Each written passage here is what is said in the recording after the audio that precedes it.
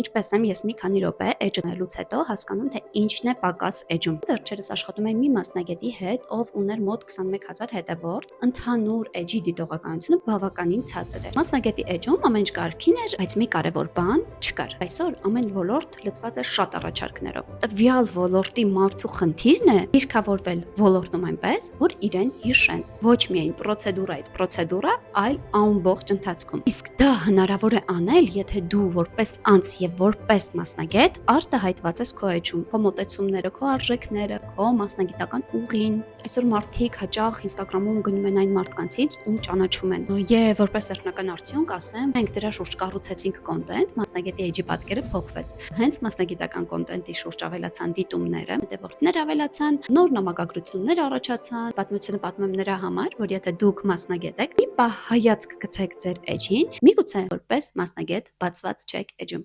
Մտածեք։